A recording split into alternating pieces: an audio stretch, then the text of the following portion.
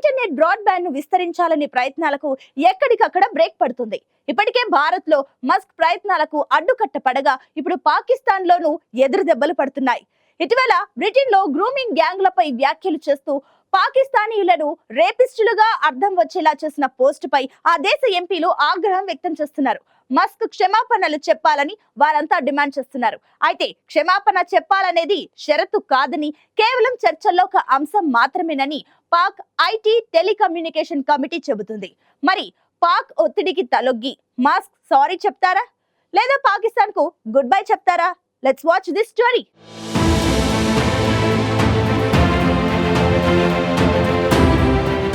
ప్రపంచ కుబేరుడు Elon Musk తన శాటిలైట్ బ్రాడ్బ్యాండ్ ఇంటర్నెట్ ను ప్రపంచవ్యాప్తంగా విస్తరించేందుకు తీవ్ర ప్రయత్నాలు చేస్తున్నారు. ఇప్పటికే పలు దేశాల్లో సేవలు ప్రారంభించిన మస్క్ భారత్, పాకిస్తాన్తోనూ చర్చలు జరిపారు.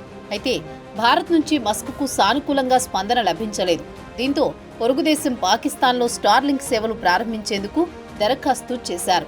అయితే ఇదే అంశంపై Pakistan IT telecommunication senate committee అధికారులతో చర్చించింది. కానీ తమ దేశంలో స్టార్లింక్ సేవలు స్టార్ట్ చేయాలంటే మస్క్ క్షమాపణలు చెప్పాలని డిమాండ్ చేస్తోంది. ఇటీవల కాలంలో బ్రిటన్లో గ్రూమింగ్ గ్యాంగ్లు కలకలం రేపుతోంది. వీటి వెనుక బ్రిటిష్, పాకిస్తానీల హస్తముందనే ఆరోపణలొచ్చాయి. ఇదే అంశంపై మస్క్ సైతం కీలక వ్యాఖ్యలు చేశారు. 2008-2013 మధ్య పాకిస్తాన్ మూలాలు ఉన్న వ్యక్తి ఓల్డ్ హోంలో లైంగిక వేధింపుల గ్యాంగ్ నడిపినా అప్పట్లో క్రౌన్ ప్రాసిక్యూషన్ హెడ్గా ఉన్న ప్రస్తుత బ్రిటన్ ప్రధాని కీర్ స్టార్మర్ పట్టించుకోలేదని మస్క్ ఆరోపించారు.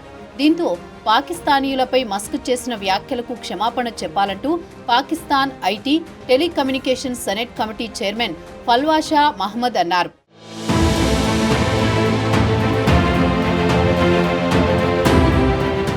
ఇటీవల పాకిస్తానీయులపై మస్క్ చేసిన వ్యాఖ్యలను పాకిస్తాన్ ఎంపీలు తీవ్రంగా ఖండించారు.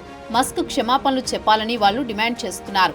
ఈ నేపథ్యంలోనే పాకిస్తాన్లో స్టార్లింక్ ఇంటర్నెట్ బ్రాడ్బ్యాండ్ పర్మిషన్ ఇవ్వాలంటే ఆయన క్షమాపణలు చెప్పాలని, ఇది అనుమతుల కోసం ముందస్తు షరతు కాదని, కానీ చర్చల్లో ఒక అంశమని ఫల్వాషా మహ్మద్ అన్నారు. బ్రిటన్లో national society for the prevention of cruelty to children ప్రకారం పిల్లలు లేదా టీనేజర్లతో అనుచిత లైంగిక సంబంధాలు పెట్టుకోవడం, వారి భావోద్వేగాలను వాడుకుని వేధింపులకు గురిచేయడం బ్రిటన్లో బాగా పెరిగింది.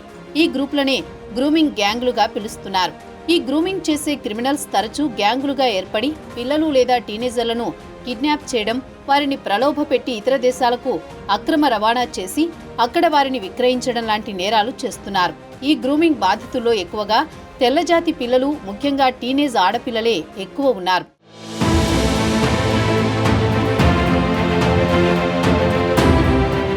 బ్రిటన్లోని రోథర్హామ్ పట్టణంలో 2,65,000 మంది జనాభా నివసిస్తుండగా అక్కడ ఒక గ్యాంగ్ టీనేజ్ పిల్లలను కిడ్నాప్ చేసి రేప్ చేయడం, వారిని అక్రమ రవాణా చేయడం లాంటి అకృత్యాలకు పాల్పడింది. 1997 సంవత్సరం నుంచి 2014 వరకు 16 ఏళ్ల పాటు ఆ ఒక్క పట్టణంలోనే 1,400 మంది టీనేజ్ బాలికలు అత్యాచారం, ఇతర లైంగిక వేధింపులకు గురయ్యారు. ఈ క్రిమినల్ గ్యాంగులలో ఎక్కువగా ఆసియా దేశాలకు చెందినవారు ఉన్నారని ఆరోపణలు వచ్చాయి. అందుకే ఆసియా గ్రూమింగ్ గ్యాంగ్స్ అని నామకరణం చేయగా ఆ గ్యాంగ్లో ఎక్కువగా బ్రిటిష్, పాకిస్తానీలే ఉండడాన్ని భారత రాజ్యసభ ఎంపీ ప్రియాంక చతుర్వేది ఎత్తిచూపారు. గ్రూమింగ్ గ్యాంగ్ను ఆసియా గ్రూమింగ్ గ్యాంగ్ అని పిలవడం సరికాదని, పాకిస్తాన్ గ్రూమింగ్ గ్యాంగ్ అని పిలవాలని సోషల్ మీడియా ఎక్స్లో పోస్ట్ చేశారు. ఆమె చేసిన పోస్టుపై సమర్థిస్తూ ఎలన్ మస్క్ ఇది నిజమని కామెంట్ చేశారు. దీంతో పాకిస్తానీలు రేపిస్టులని మస్క్ బహిరంగంగా ప్రకటించినట్టుగా మారింది. దీంతో మస్క్ తమకు క్షమాపణలు చెప్పిన తర్వాతే స్టార్లింక్ కు అనుమతి ఇవ్వాలనే డిమాండ్ విపరీతంగా పెరుగుతోంది. మరి మస్క్ క్షమాపణలు చెప్తారా, లేక పాకిస్తాన్ నుంచి తప్పుకుంటారా అనేది వేచి చూడాలి.